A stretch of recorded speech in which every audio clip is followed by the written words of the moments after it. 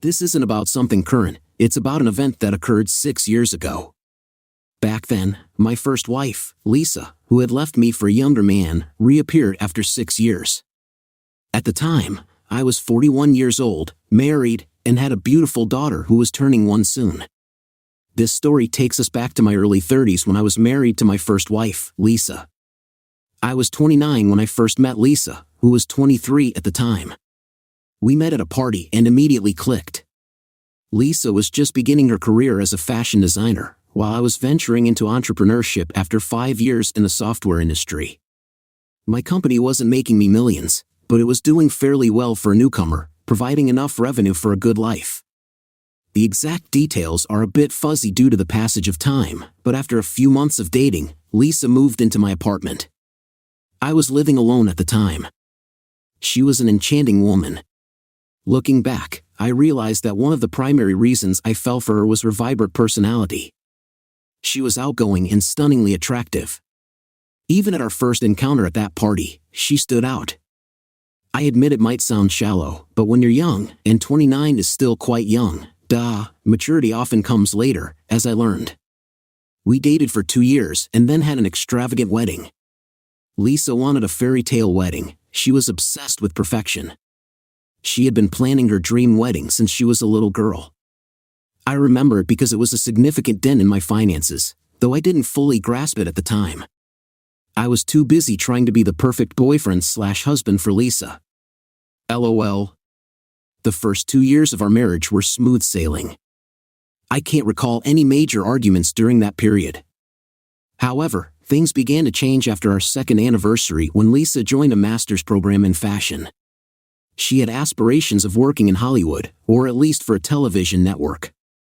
In college, she befriended a young crowd in their early 20s with no work experience. They were youthful and unbridled, which excited Lisa. She started talking about marrying too young and such. Initially, I dismissed it as a temporary case of FOMO, fear of missing out. I believed she'd eventually get over it and realize that there were more important things in life beyond partying and casual flings. Instead of getting over it, she got deeper into that lifestyle.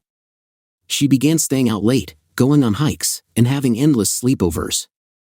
During those days, my business was in its early stages, and I was primarily focused on solving business challenges because I thought my personal life was running smoothly. It was an 18-month program, and I expected her to move on from that lifestyle once she completed her studies.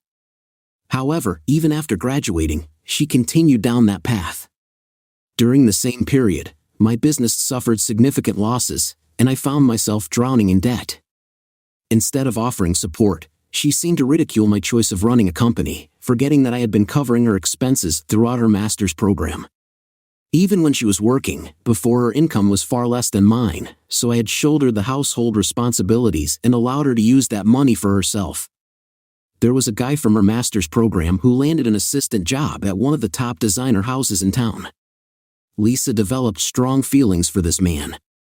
She started drawing comparisons between me and him, from his early career success to his decision-making skills, sense of humor, and even physical fitness. Back then, I used to work 12 to 14 hours a day to establish my business and often neglected my health, not recommended. I didn't have a perfectly toned body or a chiseled jawline, but I wasn't overweight either. Admittedly, I was extremely busy and fatigued from work, which she found uninteresting. Eventually, she found comfort in that guy. He was an intern and had plenty of time to spend with Lisa. Perhaps he had a good sense of humor or other qualities she sought. One day, I returned home to find a note on my refrigerator. The message was something like this: "I'm sorry I can't face you, so I'm leaving this note. I don't love you anymore. I'm moving to LA with Leo, the guy. He makes me happy and laugh, which you don't. Please don't call me. I won't answer. I'm gone." These may not be the exact words, but they capture the essence.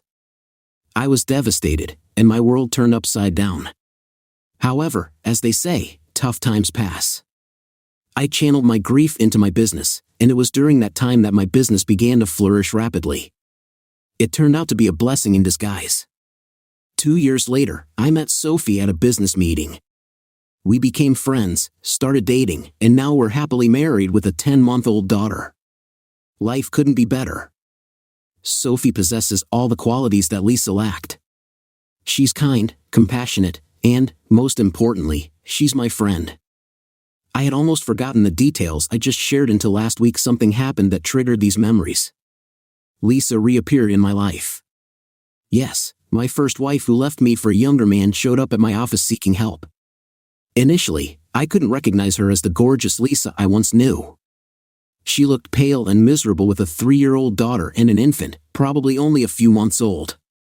If I hadn't spotted her in the waiting area, I might have denied meeting her. She appeared truly pitiful. The moment she entered my office, she broke down, leaving her daughter waiting in the lobby. She entered with her infant son, repeatedly apologizing and crying as if in immense pain. Seeing her after 6 long years was incredibly emotional. The last time I saw her, I loved her, but now we were meeting as strangers with nothing in between. I hadn't had the chance to either hate her or witness her evil side. She explained that when she returned home, she discovered the house had been sold. The house where Lisa and I used to live, which I had sold after marrying Sophie, my second wife. I had purchased a bigger house with better amenities in a superior neighborhood. Lisa was unaware of my marriage status. She shared that Leo had mistreated her after their daughter's birth and suspected he had cheated on her during her pregnancy. When she confronted him, he insulted and mocked her for her age and fading beauty. As he was 6 years younger, struggling to make a decent living, and dependent on him, she endured his nonsense. She described her second pregnancy and childbirth as pathetic, with Leo not even showing up at the hospital. He used derogatory names like fat aunt and oldie. Feeling humiliated, she decided to leave LA and abandoned him as well. While I had once wished for her to have a miserable life after she left me, hearing about her actual misery didn't bring me satisfaction. It made me feel sorry for her. She entered an apologetic mode and pleaded for forgiveness, attributing her misfortune to karma for hurting me. She admitted to being young and immature, unable to distinguish between the right and wrong people back then. I reassured her and forgave her, informing her that I had moved on. She grabbed my hands, crying, and begged me to take her back, promising to be the best wife. I withdrew my hand and revealed that I was already married and had a child, turning a family photo frame toward her. She looked at it closely and cried again. I didn't know what else to say, so I remained silent. She stood up and expressed that I was her last hope, but seeing the picture, it seemed she had none left. I remained silent, and she left. After Lisa departed, I promptly called Sophie and shared everything with her. I couldn't concentrate at work, and I was undeniably saddened. Sophie tried to comfort me, reminding me that I wasn't responsible for Lisa's troubles. She had brought them upon herself. I agreed with her. I know Lisa was the cause of her own misery. I expected Lisa to contact me again, but she never did. I have no idea where she is now. I've moved on in love, and my daughter, but I can't stop thinking about Lisa and the unfortunate situation she's facing. I've discussed this with Sophie extensively over the past week. I know Sophie is more of a friend to me than just a wife, but I don't want to burden her by constantly talking about Lisa. She's a secure woman but still human. I don't want her to think I'm still concerned about Lisa. I have no feelings for Lisa anymore, but her sudden reappearance and the revelation of her tragic life have left me disturbed. It's been over 5 months since I shared the story of my ex-wife who had left me without explanation, returning to my life and asking me to take her back. After I informed her of my second wife and daughter, she left and didn't contact me until a few days ago when she showed up at my office. I was in a meeting when my assistant delivered a note saying that Lisa, my ex-wife, was waiting for me. Despite the importance of the meeting, hearing her name made it impossible for me to concentrate. I ended the meeting and went to see her. Lisa appeared even more distressed than the last time we met. She explained that upon learning of my marriage, she had returned to Leo, but her situation had only worsened. She recently discovered that Leo was involved with other women from his workplace. When she confronted him about his infidelity, he confessed to having multiple affairs, claiming that Lisa was no longer young and attractive to him. She revealed that things had escalated to the point where he physically assaulted her. Lisa requested financial assistance from me, explaining that she had been searching for a job but had not been successful.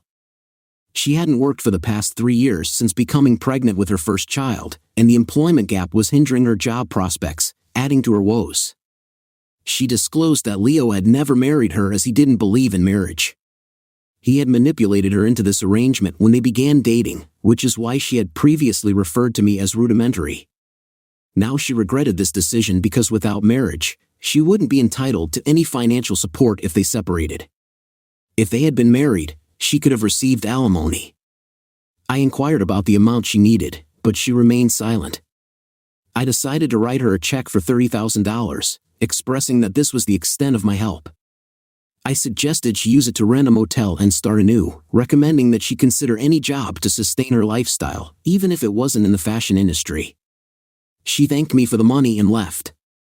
This time I hesitated to inform Sophie about my encounter with Lisa, but after much consideration, I decided to share it with her to avoid any potential strain on our relationship.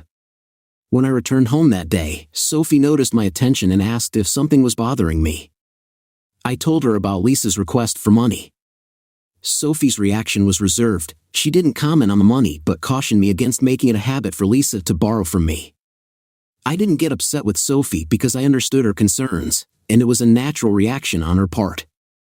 I reassured her that I had no lingering feelings for Lisa and that I had assisted her solely due to her desperate situation. Sophie felt a bit down initially but quickly recovered. I want to address some comments that have been made in the discussion section.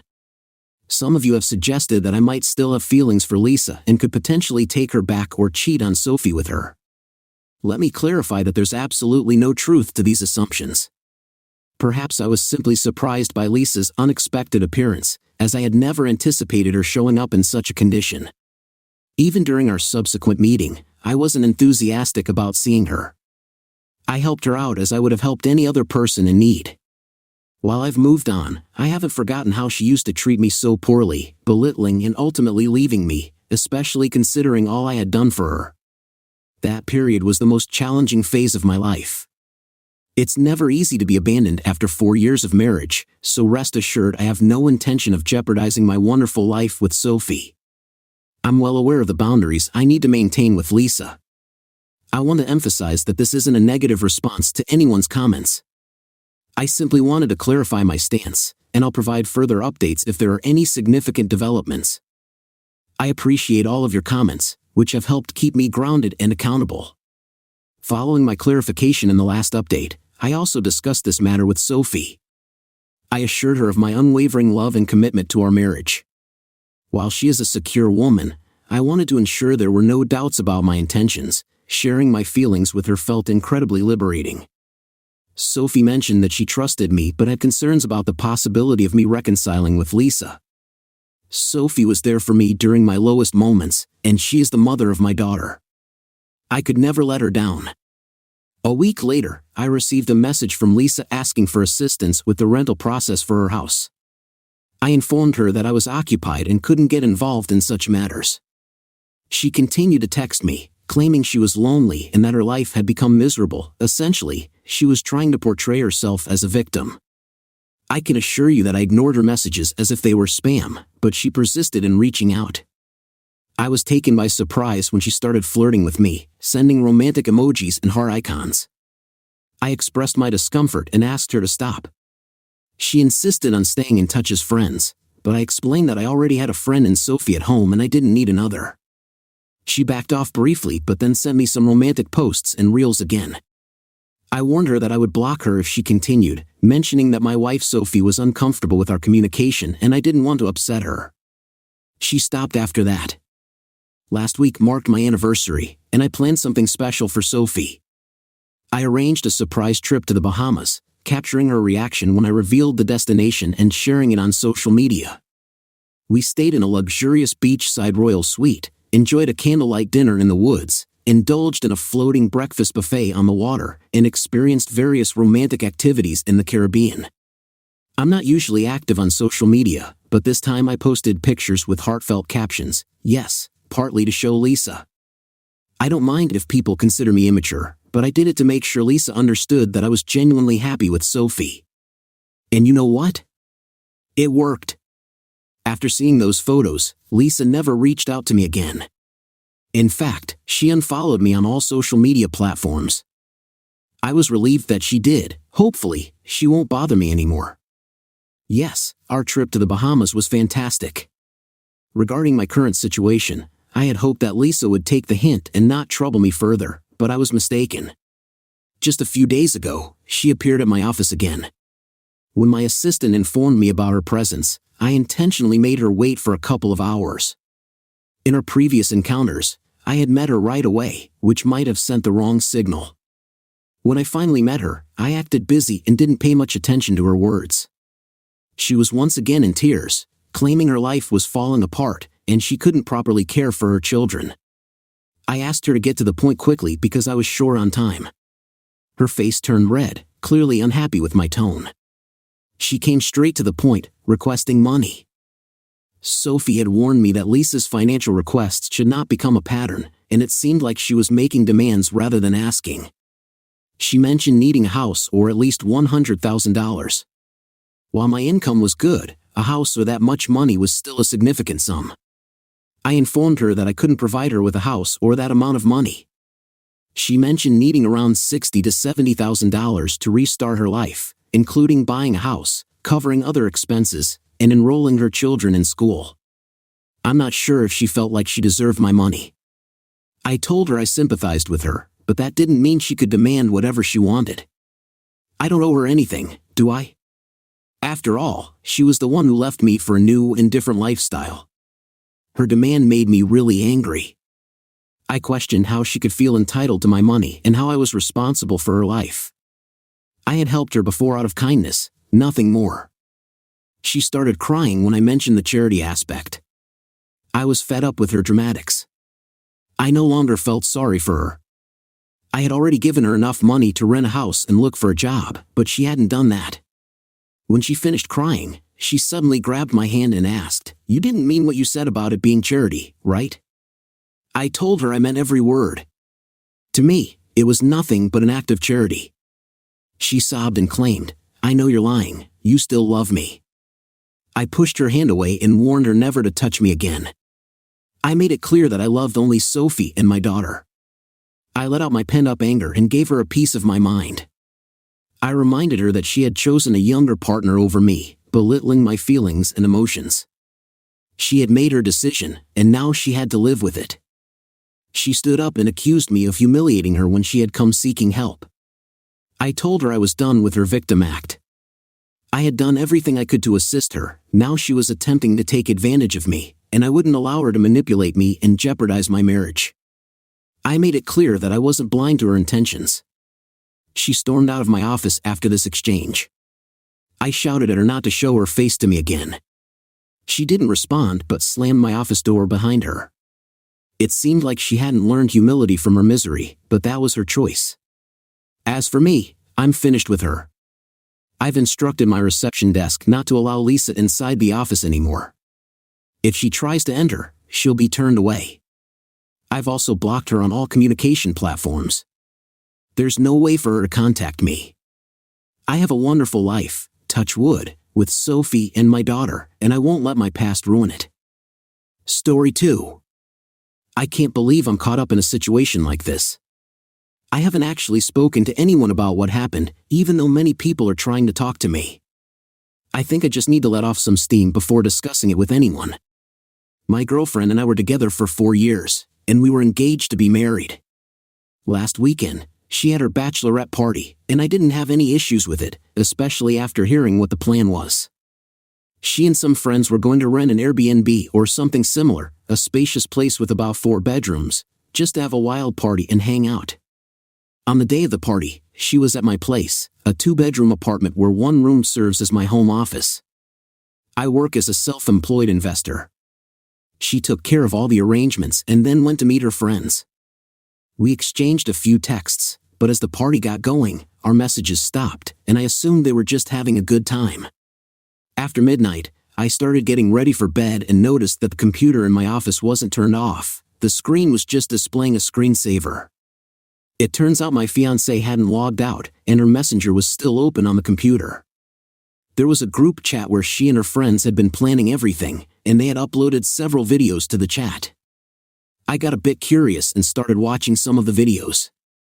Most of them were pretty innocent, just a group of 15 girls getting drunk, smoking, dancing, and having fun. Then I came across a video where a woman went to the front door and about 10 guys entered the apartment.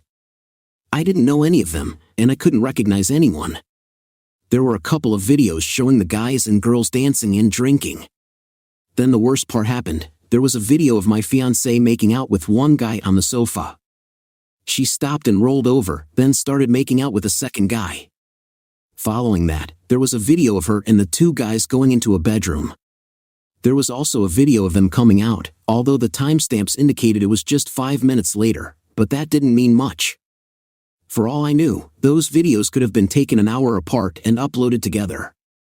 Seeing all of this hit me like a sledgehammer. I went into the bathroom because I thought I was going to be sick, even though I wasn't. I felt like I paced back and forth in the apartment for about 30 minutes. Then I poured myself a glass of whiskey and downed it. I saved the videos and made one of my own, a short selfie video where I said, "Hi, this is your ex-fiancé. I just wanted to say that I saw the videos from the party, and the wedding is off. I hope it was worth it." I'm relieved I saved the videos because they were all deleted in less than 10 minutes, and my phone started buzzing with calls and texts. I chose not to answer any of them. Initially, it was just my girlfriend texting, saying she can explain and that it's not what it appeared to be. Then her friends started chiming in as well. However, I ignored everyone and didn't respond. Suddenly, I received a request for a video chat, and I must admit, my curiosity got the best of me. I accepted the call but remained silent. It was my fiancée on the other end, sitting in front of the camera, looking like she had been crying, with her friends surrounding her. I only really know about 4 of her friends, but I recognized many others. She began by apologizing repeatedly, insisting that it wasn't what it seemed and that it was just a party. She claimed the guys showing up was unplanned. She acknowledged that it might have looked bad, but nothing actually happened. When I stayed silent, she continued in a similar vein, and her friends backed up her story. The more I remained quiet, the more frantic she became. Eventually, she admitted to kissing the 2 guys but shifted the blame onto her friends, who surprisingly took responsibility for it. She argued that the kisses didn't mean anything, and that was the extent of it. Then she seemed to recall the video of her going into the bedroom and started shouting that it was merely a joke and that nothing happened. The other women echoed her, confirming that it was indeed just a prank, and my fiancé had walked into the room and promptly walked out again. This went on, with them repeating themselves. Finally, everyone fell silent, and all I asked was if there was anything else to add. She said no, and I ended the video call. I went on social media and updated my relationship status to single, along with a post announcing the cancellation of the wedding. I even jokingly mentioned that if anyone had bought a gift, they were welcome to return it. My fiancée saw the post and started panicking even more, insisting that she had only kissed someone, nothing more. I sent her a text warning that if I suspected her or any of her friends were lying or trying to paint me as the villain, I would post all the videos online right now. No one else is aware of what's happening. This all happened a couple of days ago, and I've since canceled everything related to the wedding. However, my fiancé continues to pursue me. Any advice on what I should do next? The update is quite straightforward. Everything has been called off and canceled. The wedding is officially not happening. I've retrieved the ring, and all of her belongings are now moved out. She's currently staying with her parents. We did have a conversation, mostly consisting of her begging, apologizing, and crying. She keeps insisting that all she did was kiss those guys. She claims she's never done anything like this before and promises it won't happen again. Part of me wanted to believe her, but the issue is that this incident has cast doubt on our entire relationship. While I think she may be telling the truth, the real problem is that there's no way to know for sure. If it's true that her friends pressured her into it, then how can I trust that they've never done it before? We went in circles because ultimately, there's no way to be certain. She offered to do anything, including cutting ties with her friends and only drinking around me. She publicly criticized her friends online, saying that if the party had stuck to the original plan, we would still be getting married. So perhaps she has already distanced herself from them. All I can say for now is that I'm single, and I plan to focus on living my life. I'll likely take some time for myself after ending a 4-year relationship. What's astonishing is that a couple of her friends have also been texting me just to talk. I haven't responded yet because, well, it's hard to trust them too. Thanks again to everyone who expressed sympathy, and I hope none of you have to deal with something like this in the future.